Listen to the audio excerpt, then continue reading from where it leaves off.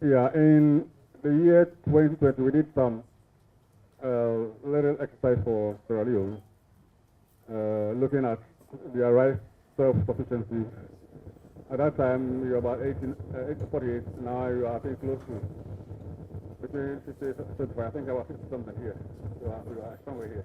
We are 2022. So, this were the amount of milled rice that we were projecting for Sierra Leone, and milled rice and the paddy rice equivalent.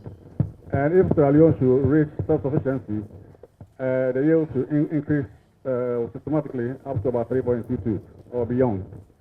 And so the yield increase, if we are able to go beyond 3.22, we'll be reaching the level of self-sufficiency. When we came here to look at the seed requirements, we put this as the breeder seed. We can go further. But if we have 4 tons of breeder seed, this is the foundation seed we can produce. That will turn to about 10,000 tons of certified seed. And similarly, if you have 16,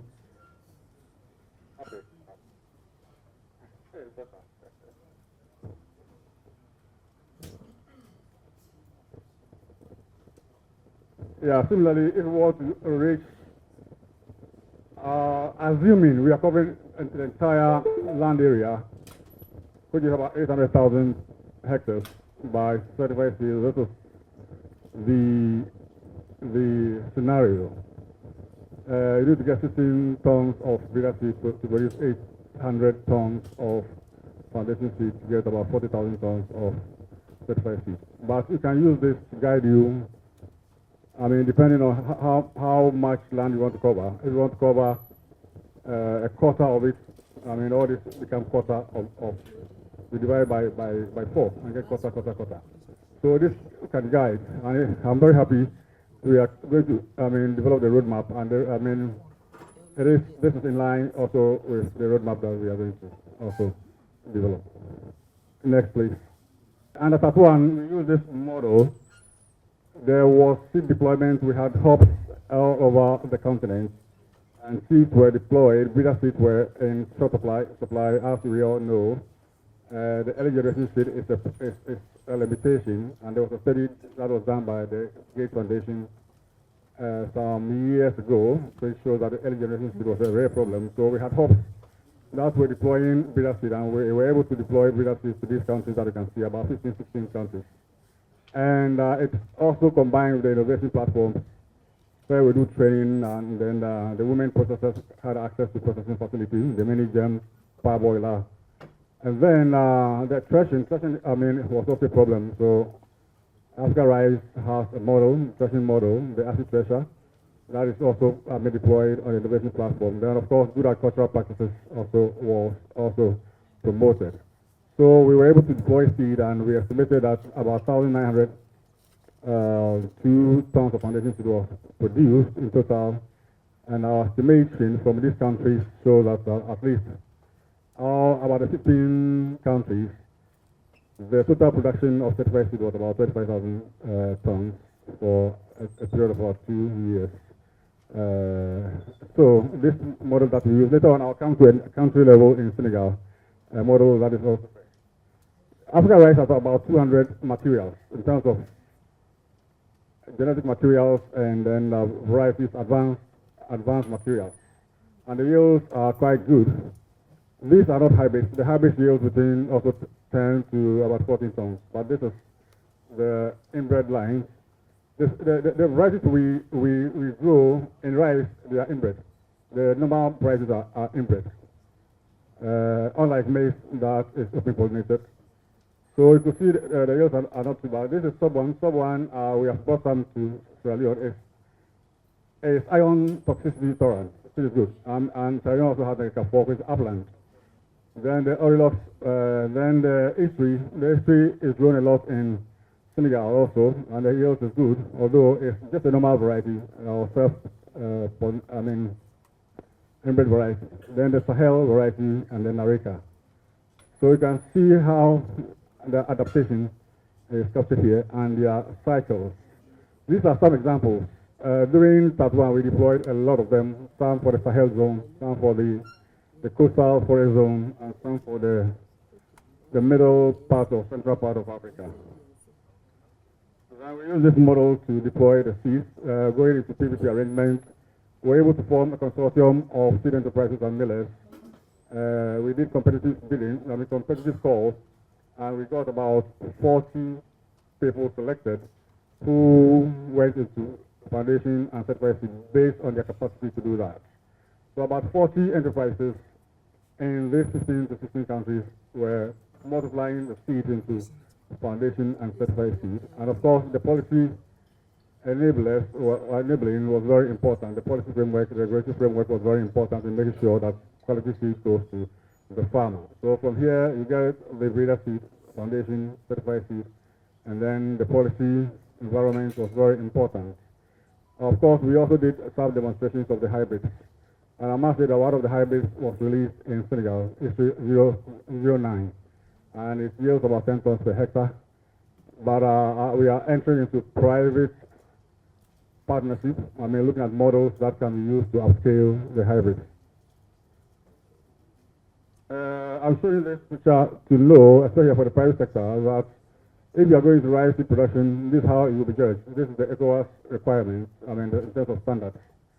So the standards are here. What is required of you: minimum variety purity, minimum analytical purity, maximum innate matter, germination capacity. These are minimum, and then moisture, etc. So you should be able to know that your breeder seed should meet these requirements, foundation and certified seed minimum. But normally the seed companies set higher standards so that when the quality control agency like SLESCA comes to you, you've already met your criteria.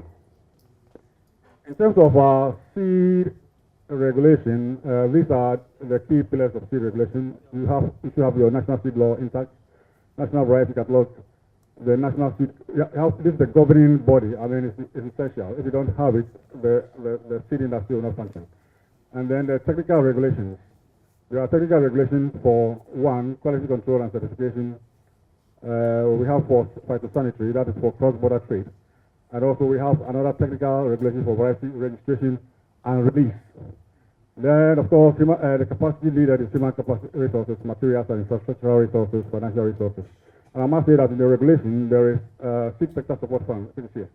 So it's supposed to be mandatory for the government to put that fund in place to support seed sector development. And I'm very happy that the ministers are here and they have committed themselves to do so.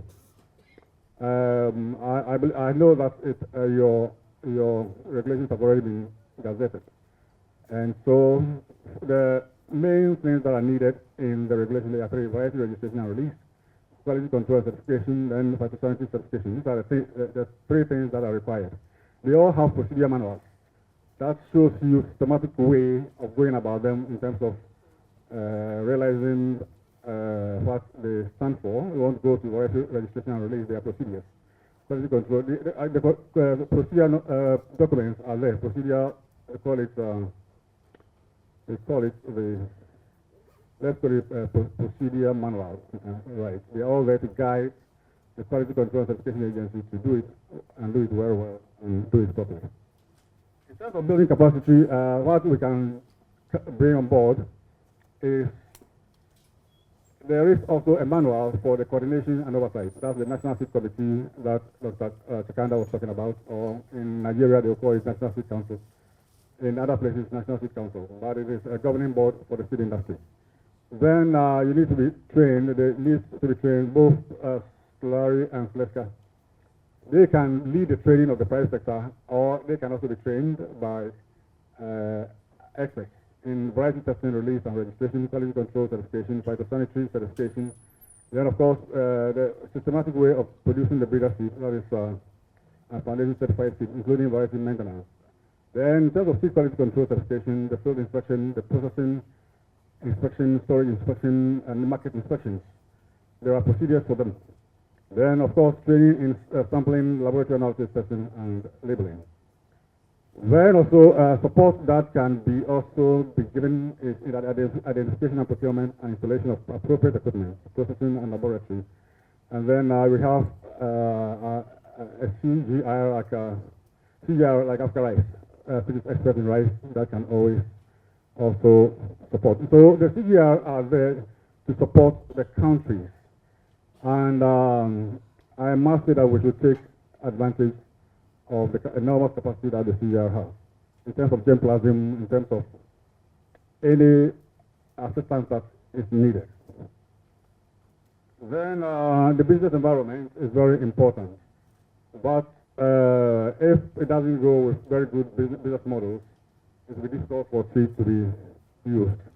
So incentives, the policy and regulation incentives are very important. The access to finance and access to improved materials. It should be regular releases of highly performing varieties. I mean, farmers will come for seeds. I know where variety releases are very frequent and superior varieties are released.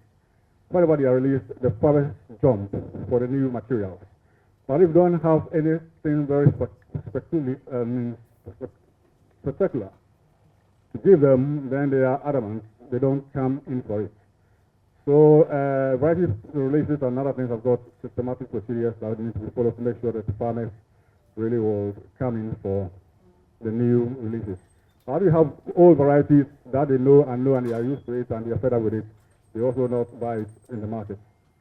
Then a partnership and networking, private sector-led, market demand-driven, and then the infrastructure and ICT is very important. The organizational aspect of the seed industry is extremely important. Then the individual entrepreneurial development, they need technical skills, and then the private sector people, entrepreneurial skills, and then access to finance, financial management skills. So the success of the business, the business people mostly will depend upon how these three components function. Weak will lead to failure, and then strong will lead to success. But I'll go into the model that we built when I was in Korea, based on working with the private sector and working with the seed ecosystem. It was like this. It looks complex, but it's not very complex. It tells you the seed ecosystem that needs to be considered if we are to really it's an ecosystem that stems from the market, the national and regional market. I mean, the regulation is there for Sierra Leone to also tap into it. I think we heard that seeds are being imported all over. But you can also build the capacity to the extent that it can also be marketed to other countries. I mean, the regulation doesn't ban importation and exportation. Then organizational capacity is very important, business management capacity, technical capacity of the business enterprises. So to build very strong seed enterprises for extraction of seeds. Then they should have access to financial services, extension services, quality control, and then to the NAS, genetic material, and Africa Rice, in terms of getting very good genetic material. And of course, networking, linkages to the regional organizations, including the ECOWAS and other regional players. You need to be regional players and also global players in the system. I mean, seed is a lot of ecosystem that you can't isolate yourself. And you tend to gain as a country when you put yourself in this network. There's a lot you can get free of that. I mean, just information and support for. Yesterday I was discussing with Steve. I mean, the network that he and people like Professor Jello and others have built is enormous wealth. You know, the wealth that they can capitalize on to help build the system here. This is the model that we use in Sierra Leone, in Senegal. There was a project funded by the USAID that I supported as the tail end of it. And it was called the seed scaling project. So we built, the project supported access to seed processing equipment, storage equipment, irrigation and land. Then there was a buffer stock because of climate change. Farmers will lose their seed. I mean, being in the Sahel is really very, very challenging. They have around St. Louis, they have 2 months of rainy season and 10 months of dry season. Even the 2 months of rainy season is 200 millimeters. So they have 200 millimeters of rain a year. And they plant and the rains don't come and they lose their seed. So we build a buffer stock for them to be able to come back for feed whenever they lose their feed. Doctor, Of course, we did a lot of training. 2 minutes, please. Almost finishing. Training and then the networking. So these were the main topics we used to train them. But you could see that they were able to produce a lot of seeds. I mean, there was a consortium who produced about 1,471 tons of foundation seed of rice. And SYC, they produced almost getting to about 12,000 tons. And then breeder seeds, a lot of them were produced in Senegal through the support of the project. And so this can be done. It can be done. Thank you very much for your attention. Thank you so much, Dr. Ernest Asiedu.